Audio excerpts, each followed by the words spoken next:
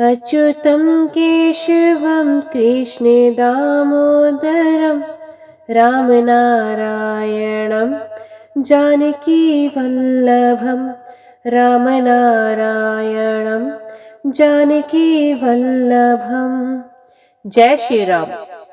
आज की वीडियो में हम पौष मास महात्म्य का कथाध्याय 13 आपके सामने प्रस्तुत करने जा रहे हैं। उम्मीद करती हूँ कथा का पूरा फल लेने के लिए आप कथा को शुरू से लेकर अंत तक जरूर श्रवण करेंगे।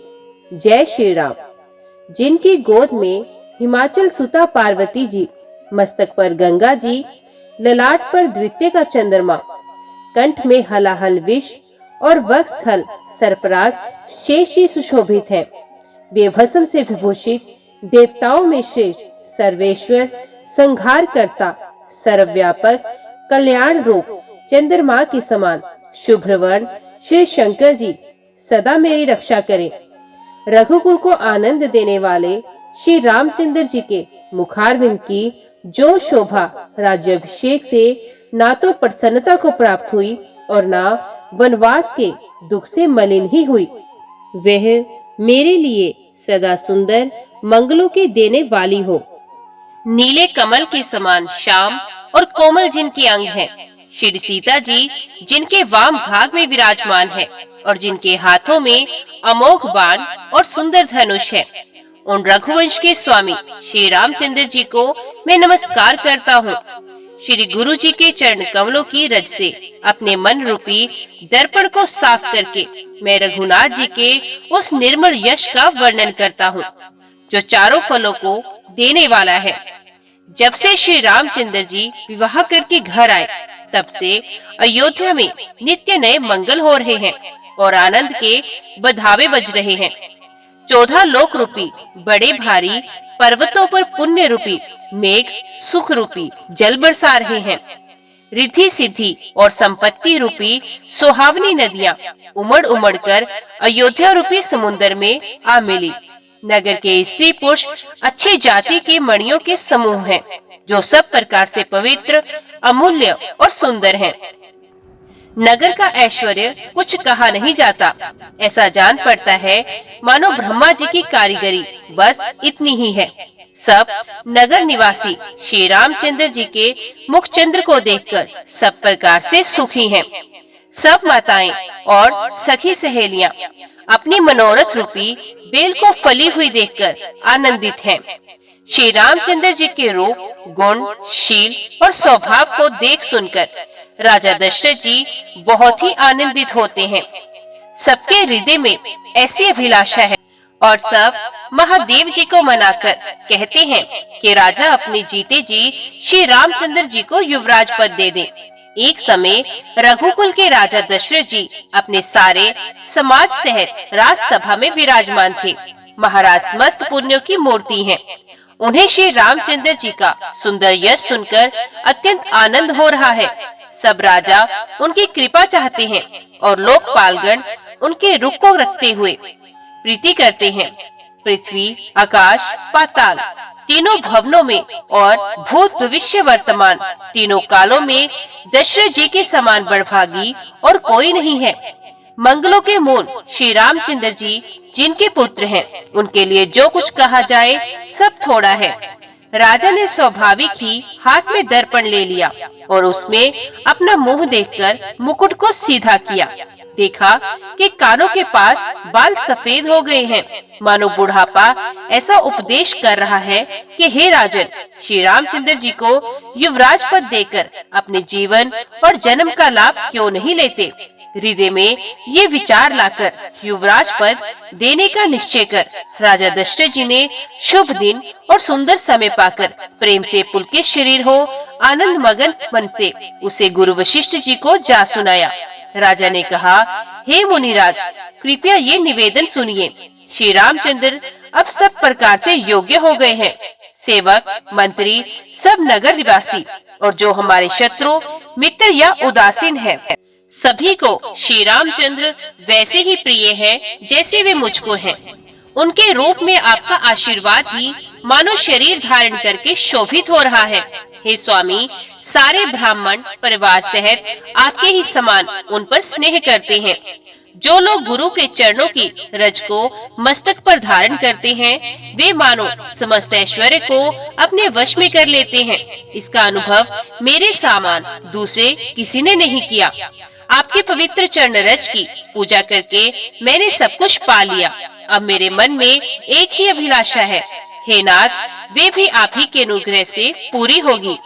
राजा का सहज प्रेम देखकर मुनि ने प्रसन्न होकर कहा, नरेश, आज्ञा दीजिए, कहिए क्या अभिलाषा है। हे राजन, आपका नाम और यश ही संपूर्ण मनचाही वस्तुओं को देने वाला है। हे राजाओं के मुक्तमणि, आपके मन की अभिलाषा फल का अनुगमन करती है, अर्थात आपकी इच्छा करने के पहले ही फल उत्पन्न हो जाता है। अपने जी में गुरु जी को सब प्रकार से प्रसन्न जानकर हर्षित होकर राजा कोमल वाणी से बोले, हे नाथ, श्री रामचंद्र जी को युवराज कीजिए, कृपा करके कहिए, आज्ञा दीजिए तो तैयारी की जाए। मेरे जीते जी ये आनंद उत्सव हो जाए, जिससे सब लोग अपने नेत्रों का लाभ प्राप्त करें। प्रभु, आपके प्रसाद से शिव जी ने सब कुछ निभा दिया, सब इच्छाएं पूर्ण कर दी। केवल यही एक लालसा मन में रह गई है। इस लालसा के पूर्ण हो जाने पर फिर सोच नहीं, शरीर रहे या चला जाए, जिससे मुझे पीछे पछतावा ना हो। दशरथ जी के मंगल और आनंद के मूल सुंदर वचन सुनकर मुनि मन में बहुत प्रसन्न हुए। वशिष्ठ जी ने कहा, हे राजन, सुनिए, जिनसे विमुख होकर लोग पछताते हैं और जिनके भजन बिना जी की जलन नहीं जाती, वे स्वामी सर्वलोक महेश्वर श्री राम जी आपके पुत्र हुए हैं, जो पवित्र प्रेम के अनुगामी हैं। श्री राम जी पवित्र प्रेम के पीछे पीछे चलने वाले हैं, इसी से तो प्रेमवश आपके पुत्र हुए हैं। हे राजन, अब देर न कीजिए, शीघ्र सब सामान सजाइए। शुभ दिन और सुंदर मंगल तभी है जब श्री रामचंद्र जी युवराज हो जाएं, अर्थात उनके अभिषेक के लिए सभी दिन शुभ और मंगलमय हैं। राजा आनंदित होकर महल में आए और उन्होंने सेवकों को तथा मंत्री सुमंत्र को बुलवाया। उन लोगों ने जय जीव कहकर सर नवाए। तब राजा ने सुंदर मंगल में वचन श्री रामचंद्र जी को युवराज पद देने का प्रस्ताव सुनाया और कहा, यदि पंचों को आप सबको ये मत अच्छा लगे तो हृदय में हर्षित होकर आप लोग श्री रामचंद्र का राज तिलक कीजिए। इस प्रिय वाणी को सुनते ही मंत्री ऐसे आनंदित हुए मानो उनके मनोरथ रूपी पौधे पर पानी पड़ गया हो। मंत्री हाथ जोड़कर विनती करते हैं कि हे जगतपति, आप करोड़ों वर्ष जिए। आपने जगत भर का मंगल करने वाला भला काम सोचा है। हे नाथ, शीघ्रता कीजिए, देर न लगाइए। मंत्रियों की सुंदर वाणी सुनकर राजा को ऐसा आनंद हुआ मानो बढ़ती हुई बेल सुंदर डाली का सहारा पा गई हो। राजा ने कहा, श्री रामचंद्र के राज्याभिषेक के लिए मुनिराज वशिष्ठ जी की जो आज्ञा हो, आप लोग वही सब तुरंत करें। मुनिराज ने हर्षित होकर कोमल वाणी से कहा कि संपूर्ण श्रेष्ठ तीर्थों का जल ले आओ। फिर उन्होंने औषधि, मूल, फूल, फल और पत्र आदि अनेकों मांगलिक वस्तुओं के नाम गिनकर बताए। चंवर, मृग चरम, बहुत प्रकार के वस्त्र, असंख्य जातियों के ऊनी और रेशमी कपड़े, नाना प्रकार की मणियां, रत्न तथा और भी बहुत सी मंगल वस्तुएं जो जगत में राज्याभिषेक के योग्य होती हैं, सबको मांगने की उन्होंने आज्ञा दी। मुनि ने वेदों में कहा हुआ संविधान बताकर कहा, नगर में बहुत से मंडप सजाओ, फलों सहित आम, सुपारी और केले के वृक्ष नगर की गलियों में चारों ओर रोप दो। सुंदर मणियों के मनोहर चौक पुरवाओ और बाजार को तुरंत सजाने के लिए कह दो। श्री गणेश जी, गुरु और कुल देवता की पूजा करो और भूदेव ब्राह्मणों की सब प्रकार से सेवा करो। ध्वजा, पताका, तोरण, कलश, घोड़े, रथ और हाथी सबको सजाओ। मुनि श्रेष्ठ वशिष्ठ जी के वचनों को शिरोधार्य करके सब लोग अपने अपने काम में लग गए। मुनीश्वर ने जिसको जिस काम के लिए आज्ञा दी, उसने वह काम इतनी शीघ्रता से कर डाला कि मानो पहले से ही कर रखा था। राजा ब्राह्मण साधु और देवताओं को पूज रहे हैं और श्री रामचंद्र जी के लिए सब मंगल कार्य कर रहे हैं। श्री रामचंद्र जी के राज्याभिषेक की सुहावनी खबर सुनते ही अवध भर में बड़ी धूम से बधावे बजने लगे। श्री रामचंद्र जी और सीता जी के शरीर में भी शुभ शगुन होने लगे। उनके सुंदर मंगल अंग फड़कने लगे। पुलकित होकर वे दोनों प्रेम सहित एक दूसरे से कहते हैं कि ये सब शगुन भरत के आने की सूचना देने वाले हैं।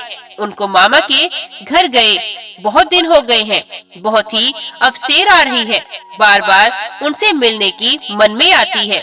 शकुन से प्रिय भरत के मिलने का विश्वास होता है और भरत के समान जगत में हमें कौन प्यारा है। शकुन का बस यही फल है, दूसरा नहीं। श्री रामचंद्र जी को अपने भाई भरत का दिन रात ऐसा सोच रहता है जैसे कछुए का हृदय अंडों में रहता है। इसी समय ये परम मंगल समाचार सुनकर सारा रनिवास हर्षित हो उठा। जैसे चंद्रमा को बढ़ते देखकर समुद्र में लहरों का विलास सुशोभित होता है। सबसे पहले रनिवास में जाकर जिन्होंने ये वचन सुनाए, उन्होंने बहुत से आभूषण और वस्त्र पाए। रानियों का शरीर प्रेम से पुलकित हो उठा और मन प्रेम में मगन हो गया। वे सब मंगल कलश सजाने लगी। सुमित्रा जी ने मणियों के बहुत प्रकार के अत्यंत सुंदर और मनोहर चौक पूरे आनंद में मगन हुई। श्री रामचंद्र जी की माता कौशल्या जी ने ब्राह्मणों को बुलाकर बहुत दान दिए। उन्होंने ग्राम देवियों, देवताओं और नागों की पूजा की और फिर बलि भेंट देने को कहा, अर्थात कार्य सिद्ध होने पर फिर पूजा करने की मनौती मानी और प्रार्थना की कि जिस प्रकार से श्री रामचंद्र जी का कल्याण हो, दया करके वही वरदान दीजिए। कोयल की सी मीठी वाणी वाली, चंद्रमा के समान मुख वाली और हिरण के बच्चे के से नेत्रों वाली स्त्रियां मंगल गान करने लगी। श्री रामचंद्र जी का राज्याभिषेक सुनकर सभी स्त्री पुरुष हृदय में हर्षित हो उठे और विधाता को अपने अनुकूल समझकर सब सुंदर मंगल साज सजाने लगे। तब राजा ने वशिष्ठ जी को बुलाया और शिक्षा देने के लिए श्री रामचंद्र जी के महल में भेजा। गुरु का आगमन सुनते ही श्री रघुनाथ जी ने दरवाजे पर आकर उनके चरणों में मस्तक नवाया। आदर पूर्वक अर्घ्य देकर उन्हें घर में लाए और षोडशोपचार से पूजा करके उनका सम्मान किया। फिर सीता जी सहित उनके चरण स्पर्श किए और कमल के समान दोनों हाथों को जोड़कर श्री राम जी बोले, यद्यपि सेवक के घर स्वामी का पधारना मंगलों का मूल और अमंगलों का नाश करने वाला होता है, तथापि हे नाथ, उचित तो यही था कि प्रेम पूर्वक दास को ही कार्य के लिए बुला भेजते। ऐसी ही नीति है। परंतु प्रभु, आपने प्रभुता छोड़कर स्वयं यहाँ पधार कर जो स्नेह किया, इससे आज ये घर पवित्र हो गया। हे गोसाई, अब जो आज्ञा हो मैं वही करूँ। स्वामी की सेवा में ही सेवक का लाभ है। श्री रामचंद्र जी के प्रेम में सने हुए वचनों को सुनकर मुनि वशिष्ठ जी ने श्री रघुनाथ जी की प्रशंसा करते हुए कहा, हे राम, भला आप ऐसा क्यों न कहें। आप सूर्य वंश के भूषण जो हैं। श्री रामचंद्र जी के गुण, शील और स्वभाव का बखान कर मुनिराज प्रेम से पुलकित होकर बोले, हे रामचंद्र जी, राजा दशरथ जी ने राज्याभिषेक की तैयारी की है। वे आपको युवराज पद देना चाहते हैं। इसलिए हे राम जी, आज आप उपवास, हवन आदि विधि पूर्वक सब स्वयं कीजिए, जिससे विधाता कुशल पूर्वक इस काम को निभा दे, सफल कर दे। गुरुजी शिक्षा देकर राजा दशरथ जी के पास गए। श्री रामचंद्र जी के हृदय में ये सुनकर इस बात का खेद हुआ कि हम सब भाई एक ही साथ जन्मे, खाना सोना, लड़कपन के खेल कूद, कंछेदन, यज्ञोपवीत और विवाह आदि उत्सव सब साथ साथ ही हुए। पर इस निर्मल वंश में यही एक अनुचित बात हो रही है कि और सब भाइयों को छोड़कर राज्याभिषेक एक बड़े का ही यानी मेरा ही होता है। तुलसीदास जी कहते हैं कि प्रभु श्री रामचंद्र जी का ये सुंदर प्रेम पूर्ण पछतावा भक्तों के मन की कुटिलता को हरण करे। उसी समय प्रेम और आनंद में मगन लक्ष्मण जी आए। रघुकुल रूपी कुमुद के खिलाने वाले चंद्रमा श्री रामचंद्र जी ने प्रिय वचन कहकर उनका सम्मान किया। बहुत प्रकार के बाजे बज रहे हैं। नगर के अतिशय आनंद का वर्णन नहीं हो सकता। सब लोग भरत जी का आगमन मना रहे हैं और कह रहे हैं कि वे भी शीघ्र आवे और राज्याभिषेक का उत्सव देखकर नेत्रों का फल प्राप्त करें। बाजार, रास्ते, घर, गली और चबूतरों पर जहाँ तहाँ पुरुष और स्त्री आपस में यही कहते हैं कि कल वे शुभ लगन, शुभ मुहूर्त कितने समय है जब विधाता हमारी अभिलाषा पूरी करेंगे, जब सीता जी सह श्री रामचंद्र जी स्वर्ण के सिंहासन पर विराजेंगे और हमारा मन चीता हो जाएगा, मनोकामना पूरी होगी। इधर तो ये सब कह रहे हैं कि कल कब होगा, उधर कुचक्री देवता विघ्न मना रहे हैं। उन्हें देवताओं को अवध के बधावे नहीं सुहाते, जैसे चोर को चांदनी रात नहीं भाती। सरस्वती जी को बुलाकर देवता विनय कर रहे हैं और बार बार उनके पैरों को पकड़कर उन पर गिरते हैं। वे कहते हैं, हे माता, हमारी बड़ी विपत्ति को देखकर आज वही कीजिए जिससे श्री रामचंद्र जी राज्य त्याग कर वन को जाए और देवताओं का सब कार्य सिद्ध हो जाए। देवताओं की विनती सुनकर सरस्वती जी खड़ी खड़ी पछता रही हैं कि हाय, मैं कमल वन के लिए हेमंत ऋतु की रात हुई। उन्हें इस प्रकार पछताते देखकर देवता फिर विनय करके कहने लगे, हे माता, इसमें आपको जरा भी दोष न लगेगा। श्री रघुनाथ जी विषाद और हर्ष से रहते हैं। आप तो श्री राम जी के सब प्रभाव को जानती ही हैं। जीव अपने कर्मवश ही सुख दुख का भागी होता है। अतएव देवताओं के हित के लिए आप अयोध्या जाइए। बार बार चरण पकड़कर देवताओं ने सरस्वती को संकोच में डाल दिया। तब वे ये विचार कर चली कि देवताओं की बुद्धि ओशी है। इनका निवास तो ऊंचा है, पर इनकी करनी नीची है।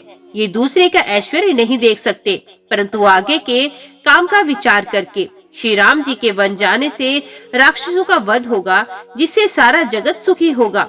चतुर कवि श्री राम जी के वनवास के चरित्रों का वर्णन करने के लिए मेरी कामना करेंगे। ऐसा विचार कर सरस्वती हृदय में हर्षित होकर दशरथ जी की पुरी अयोध्यापुरी में आ गई। मानो दुस्सह दुख देने वाली कोई ग्रह दशा आई हो। मंथरा नाम की कैकेयी की एक मंद बुद्धि दासी थी। उसे अपयश की पिटारी बनाकर सरस्वती उसकी बुद्धि को फेर कर चली गई। मंथरा ने देखा कि नगर सजाया हुआ है, सुंदर मंगल में बधावे बज रहे हैं। उसने लोगों से पूछा कि कैसा उत्सव है। उनसे श्री रामचंद्र जी के राज तिलक की बात सुनते ही उसका हृदय जल उठा। वे दुर्बुद्धि नीच जाति वाली दासी विचार करने लगी कि किस प्रकार से ये काम रात ही रात में बिगड़ जाए। जैसे कोई कुटिल भीलनी शहद का छत्ता लगा देखकर घात लगाती है कि इसको किस तरह से उखाड़ लूं। वे उदास होकर भरत जी की माता कैकेयी के पास गई। रानी कैकेयी ने हंसकर कहा, तू उदास क्यों है? मंथरा कुछ उत्तर नहीं देती, केवल लंबी सांस ले रही है और त्रियश्चित्र करके आंसू ढरका रही है। रानी हंसकर कहने लगी, तेरे बड़े गाल हैं, तू बहुत बढ़ चढ़कर बोलने वाली है। मेरा मन कहता है कि लक्ष्मण ने तुझे कुछ सीख दी है, दंड दिया है। तब भी वे महापापिनी दासी कुछ भी नहीं भूलती। ऐसी लंबी सांस छोड़ रही है मानो काली नागिन फुफकार छोड़ रही हो। तब रानी ने डरकर कहा, अरे कहती क्यों नहीं? श्री रामचंद्र जी, राजा लक्ष्मण, भरत और शत्रुघ्न कुशल से तो है ना? ये सुनकर कुबरी मंथरा के हृदय में बड़ी ही पीड़ा हुई। ये कहने लगी, हे माई, हमें कोई क्यों सीख देगा और मैं किसका बल पाकर गाल करूंगी, बढ़ चढ़कर बोलूंगी। रामचंद्र को छोड़कर आज और किसके कुशल है जिन्हें राजा युवराज पद दे रहे हैं। आज कौशल्या को विधाता बहुत ही अनुकूल हुए हैं। ये देखकर उनके हृदय में गर्व समाता नहीं। तुम स्वयं जाकर सब शोभा क्यों नहीं देख लेती, जिसे देखकर मेरे मन में शोभ हुआ है। तुम्हारा पुत्र परदेश में है, तुम्हें कुछ सोच नहीं। जानती हो कि स्वामी हमारे वश में है। तुम्हें तो तोषक पलंग पर पड़े पड़े नींद लेना ही बहुत प्यारा लगता है। राजा की कपट भरी चतुराई तुम नहीं देखती। मंथरा के प्रिय वचन सुनकर, किंतु उसको मन की मैली जानकर रानी झुककर बोली, बस अब चुप रह, घर फोड़ी कहेंगी। जो फिर कभी ऐसा कहा तो तेरी जीभ पकड़कर निकलवा दूंगी। कानों, लंगड़ों और कुबड़ों को कुटिल और कुचाली जाना चाहिए, उनमें भी स्त्री और खासकर दासी। इतना कहकर भरत जी की माता कैकेयी जी मुस्कुरा दी और फिर बोली, हे प्रिय वचन कहने वाली मंथरा, मैंने तुझको ये सीख दी है, शिक्षा के लिए इतनी बात कही है। मुझे तुझ पर स्वप्न में भी क्रोध नहीं है। सुंदर मंगलदायक शुभ दिन वही होगा जिस दिन तेरा कहना सत्य होगा, अर्थात श्री राम का राज्य तिलक होगा। बड़ा भाई स्वामी और छोटा भाई सेवक होता है। ये सूर्य वंश की सुहावनी रीति ही है। यदि सचमुच कल ही श्री राम का तिलक है तो हे सखी, तेरे मन को अच्छी लगे वही वस्तु मांग ले, मैं दे दूंगी। राम को सहज स्वभाव से सब माताएं कौशल्या के समान ही प्यारी हैं। मुझ पर तो वे विशेष प्रेम करते हैं। मैंने उनकी प्रीति की परीक्षा करके देख ली है। जो विधाता कृपा करके जन्म दे तो ये भी दे कि श्री रामचंद्र पुत्र और सीता जैसी बहू हो। श्री राम मुझे प्राणों से भी अधिक प्रिय है। उनके तिलक की बात सुनकर तुझे शोभ कैसा? तुझे भरत की सौगंध है, छल कपट छोड़कर सच सच कह। तू हर्ष के समय विषाद कर रही है, मुझे इसका कारण सुना। मंथरा ने कहा, सारी आशाएं तो एक ही बार कहने में पूरी हो गई। अब तो दूसरी जीभ लगाकर कुछ कहूंगी।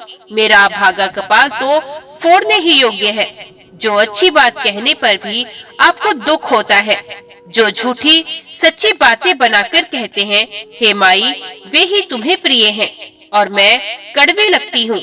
अब मैं भी मुंह देखी कहा करूंगी, नहीं तो दिन रात चुप रहूंगी। विधाता ने कुरूप बनाकर मुझे परवश कर दिया। दूसरों को क्या दोष?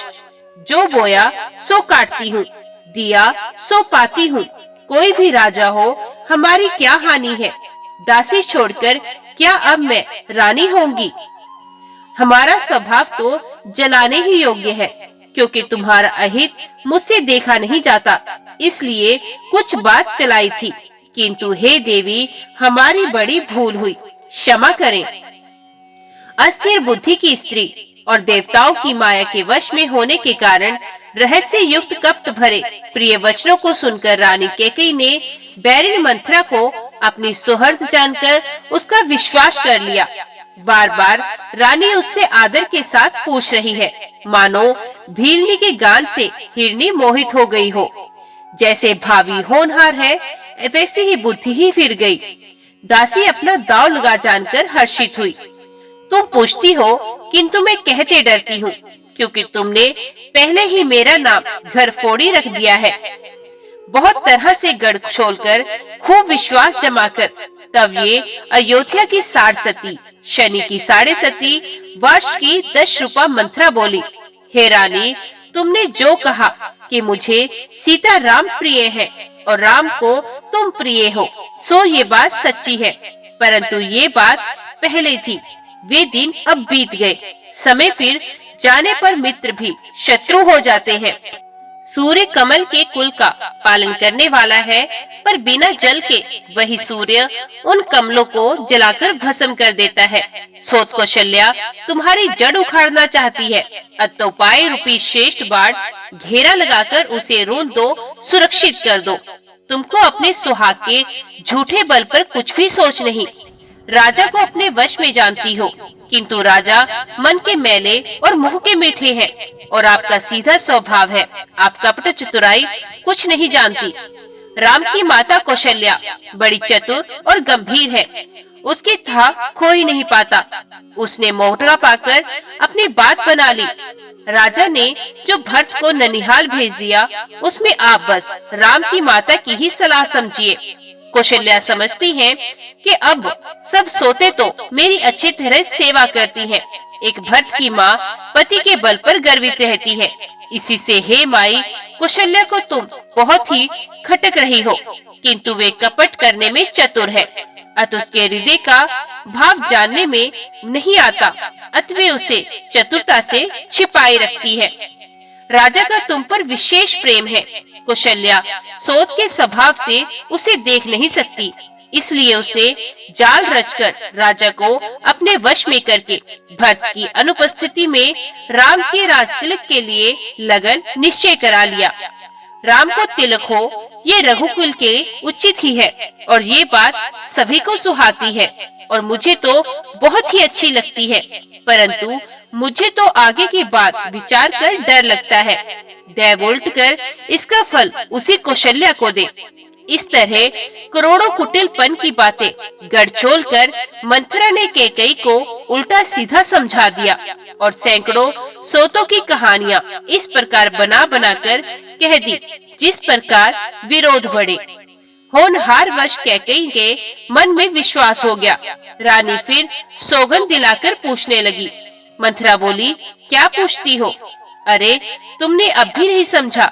अपने भले बुरे को अथवा मित्र शत्रु को तो पशु भी पहचान लेते हैं। पूरा पखवाड़ा बीत गया, सामान सजते और तुमने खबर भी पाई है। आज मुझसे मैं तुम्हारे राज में खाती पहनती हूँ, इसलिए सच कहने में मुझे कोई दोष नहीं। यदि मैं कुछ बनाकर झूठ कहती तो विधाता मुझे दंड दे। यदि कल राम को राज तिलक हो गया तो समझ रखना कि तुम्हारे लिए विधाता ने विपत्ति का बीज बो दिया। मैं ये बात लकीर खींचकर बलपूर्वक कहती हूँ कि हे भामिनी, तुम तो अब दूध की मक्खी हो गई। जैसे दूध में पड़ी मक्खी को लोग निकालकर फेंक देते हैं, वैसे ही तुम्हें भी लोग निकालकर फेंक देंगे। जो पुत्र सहित कौशल्या की चाकरी बजाओगी तो घर में रह सकोगी, अन्यथा घर में रहने का दूसरा उपाय नहीं है। कद्रू ने विंता को दुख दिया था, तुम्हें कौशल्या देगी। भरत कारागार का सेवन करेंगे, जेल की हवा खाएंगे और लक्ष्मण राम के सहकारी होंगे। कैकेयी मंथरा की कड़वी वाणी सुनते ही डरकर सूख गई, कुछ बोल नहीं सकी। शरीर में पसीना हो आया और वे केले की तरह कांपने लगी। तब कुबरी मंथरा ने अपनी जीभ दांतों तले दबाई। उसे भय हुआ कि कहीं भविष्य का अत्यंत डरावना चित्र सुनकर कैकेयी के हृदय की गति रुक न जाए, जिससे उल्टा सारा काम ही बिगड़ जाए। फिर कपट के करोड़ों कहानियां कह कहकर उसने रानी को खूब समझाया कि धीरज रखो, कैकेयी का भाग्य पलट गया।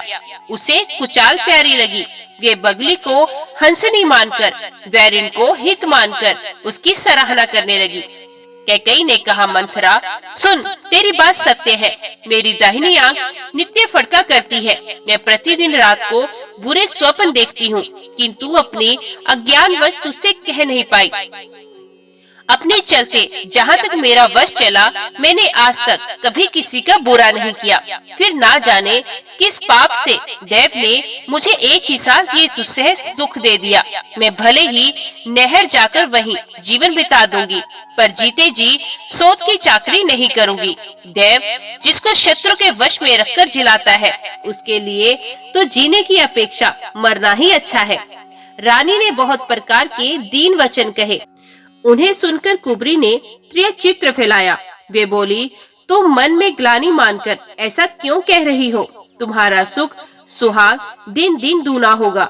जिसने तुम्हारी बुराई चाही है, वही परिणाम में ये बुराई रूप फल पाएगी।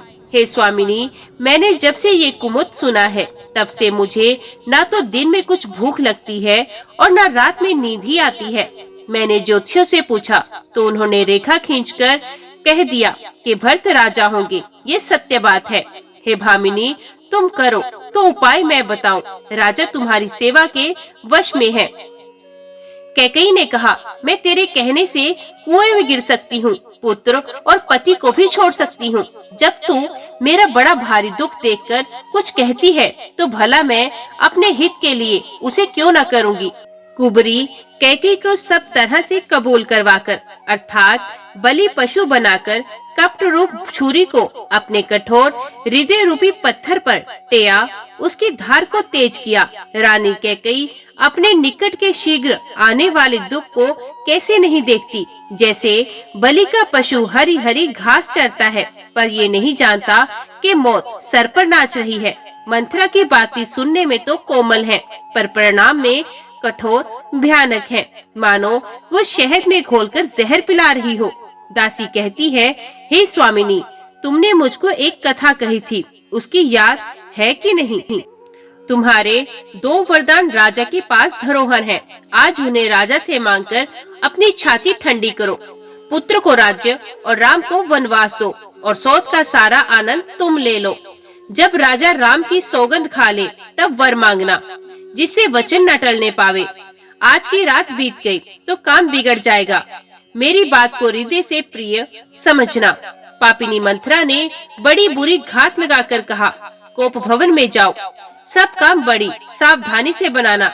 राजा पर सहसा विश्वास ना कर लेना, उनकी बातों में ना आ जाना।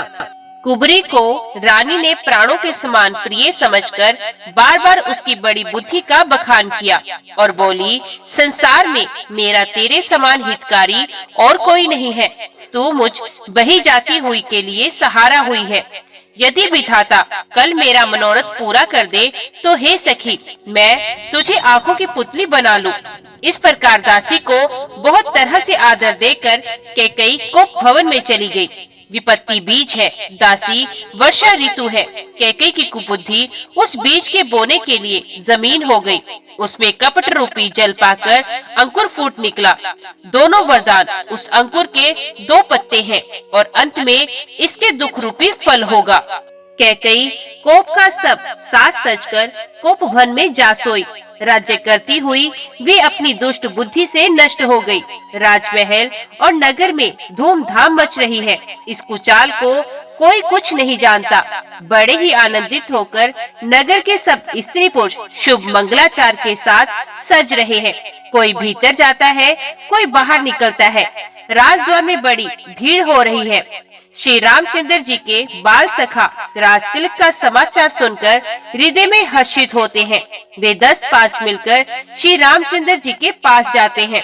प्रेम पहचान कर प्रभु श्री रामचंद्र जी उनका आदर करते हैं और कोमल वाणी से कुशल क्षेम पूछते हैं। अपने प्रिय सखा श्री रामचंद्र जी की आज्ञा पाकर वे आपस में एक दूसरे से श्री रामचंद्र जी की बड़ाई करते हुए घर लौटते हैं और कहते हैं, संसार में श्री रघुनाथ जी के समान शील और स्नेह को निभाने वाला कोई नहीं। भगवान हमें यही दे कि हम अपने कर्मवश भ्रमते हुए जिस जिस योनि में जन्मे वहाँ वहाँ हम तो सेवक हों और सीतापति श्री रामचंद्र जी हमारे स्वामी हो और ये नाता अंत तक निभ जाए। नगर में सबकी ऐसी ही अभिलाषा है, परंतु कैकेयी के हृदय में बड़ी जलन हो रही है। कुसंगति पाकर कौन नष्ट नहीं होता। नीच के मत के अनुसार चलने से चतुराई नहीं रह जाती। संध्या के समय राजा दशरथ आनंद के साथ कैकेयी के महल में गए, मानो साक्षात स्नेह ही शरीर धारण कर निष्ठुरता के पास गया हो। कोप भवन का नाम सुनकर राजा सहम गए। डर के मारे उनका पांव आगे को नहीं पड़ता। स्वयं देवराज इंद्र जिनकी भुजाओं के बल पर राक्षसों से निर्भय होकर बसता है और संपूर्ण राजलोक जिनका रुख देखते रहते हैं, वही राजा दशरथ स्त्री का क्रोध सुनकर सूख गए।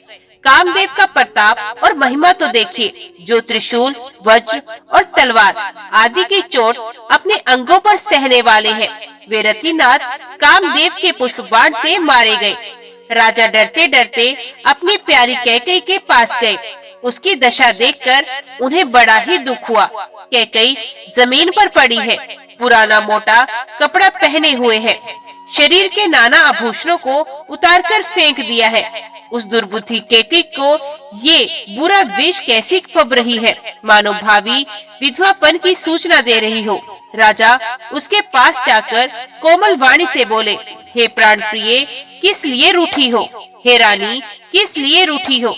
ये कहकर राजा उसे हाथ से स्पर्श करते हैं तो वे उनके हाथ को झटक कर हटा देती है और ऐसे देखती है मानो क्रोध में भरी हुई नागिन क्रूर दृष्टि से देख रही हो।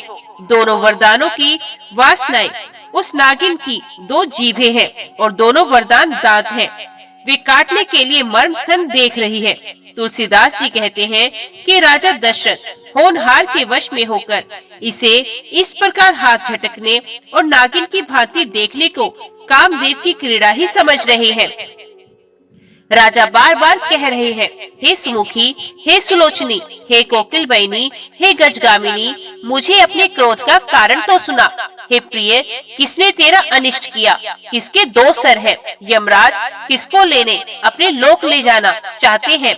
कह, किस कंगाल को राजा कर दूं या किस राजा को देश से निकाल दूं? तेरा शत्रु अमर देवता भी हो तो मैं उसे भी मार सकता हूँ। बेचारे कीड़ मकोड़े, सरीखे, नर नारी तो चीज ही क्या है। हे सुंदरी, तू तो मेरा स्वभाव जानती ही है कि मेरा मन सदा तेरे मुख रूपी चंद्रमा का चकोर है। हे प्रिय, मेरी प्रजा, कुटुंबी, संपत्ति, पुत्र, यहाँ तक कि मेरे प्राण भी, ये सब तेरे अधीन है। यदि मैं तुझसे कुछ कपट करके कहता हूँ तो हे भामिनी, मुझे 100 बार राम की सौगंध है, तू हंसकर प्रसन्नता पूर्वक अपनी मन चाही बात मांग ले और अपने मनोहर अंगों को आभूषणों से सजा ले। मौका बेमौका तो मन में विचार कर दे। हे प्रिय, जल्दी इस बुरे वेश को त्याग दे। ये सुनकर और मन में राम जी की बड़ी सौगंध को विचार कर मंद बुद्धि कैकेयी हंसती हुई उठी और गहने पहनने लगी, मानो कोई भिलनी मृग को देखकर फंदा तैयार कर रही हो। अपने जी में कैकेयी को सुहर्द जानकर राजा दशरथ जी प्रेम से पुलकित होकर कोमल और सुंदर वाणी से फिर बोले, हे भामिनी, तेरा मन चीता हो गया। नगर में घर घर आनंद के बधावे बज रहे हैं। मैं कल ही राम को युवराज पद दे रहा हूँ, इसलिए हे सुनैनी, तो मंगल साज सज। ये सुनते ही उसका कठोर हृदय फटने लगा, मानो पका हुआ बाल तोड़ छू गया हो। ऐसी भारी पीड़ा को भी उसने हंसकर छिपा लिया, जैसे चोर की स्त्री प्रकट होकर नहीं रोती, जिसमें उसका भेद ना खुल जाए। राजा उसकी कपट चतुराई को नहीं देख पा रहे थे, क्योंकि वे करोड़ों कुटिलों की शिरोमणि गुरु मंथरा की पढ़ाई हुई है। यद्यपि राजा नीति में निपुण है, परंतु त्रिया चित्र अथाह समुद्र है। फिर वे कपट युक्त प्रेम भड़ककर, ऊपर से प्रेम दिखाकर, नेत्र और मुंह मोड़कर हंसती हुई बोली, हे प्रियतम, आप मांग तो कहा करते हैं, पर देते लेते कुछ भी नहीं। आपने तो वरदान देने को कहा था, उनके भी मिलने में संदेह है। राजा ने हंसकर कहा, अब मैं तुम्हारा मतलब समझा। मान करना तुम्हें परम प्रिय है। तुमने उन वरों को धरोहर रखकर फिर कभी मांगा ही नहीं, और मेरा भूलने का स्वभाव होने से मुझे भी प्रसंग याद नहीं रहा। मुझे झूठ मूठ दोष मत दो, चाहे 2 के बदले 4 मांग लो। रघुकुल में सदा से ये रीति चली आई है कि प्राण भले ही चले जाए पर वचन नहीं जाता। सत्य के समान पापों का समूह भी नहीं। क्या करोड़ों घुंघचियां मिलकर भी कहीं पहाड़ के समान हो सकती हैं? सत्य ही समस्त उत्तम पुण्यों की जड़ है। ये बात वेद पुराणों में प्रसिद्ध है और मनु जी ने भी यही कहा है। उस पर मेरे द्वारा श्री राम जी की शपथ करने में आ गई, मुंह से निकल पड़ी। श्री रघुनाथ जी मेरे पुण्य और स्नेह की सीमा है। इस प्रकार बात पक्की करा के दुर्बुद्धि कैकेयी हंसकर बोली, मानो कुमत बुरे विचार रूपी दुष्ट पक्षी बाज को छोड़ने के लिए उसके कुल्हई आंखों पर की टोपी खोल दी। राजा का मनोरथ सुंदर वन है, सुख सुंदर पक्षियों का समुदाय है। उस पर भीलनी की तरह वे कई अपना वचन रूपी भयंकर बात छोड़ना चाहती है। जय श्री राम। आज के वीडियो में इतना ही। उम्मीद करती हूँ वीडियो आपको पसंद आई होगी। वीडियो पसंद आई हो तो वीडियो को लाइक और चैनल को सब्सक्राइब जरूर कीजिएगा। जय श्री राम लिखकर कमेंट बॉक्स में अपनी हाजिरी और अपने सुझाव देना ना भूलिएगा। तो मिलते हैं अगली कथा अगले अध्याय के साथ। तब तक के लिए देखते व सुनते रहिए। जय मां कंजक, जय माता दी।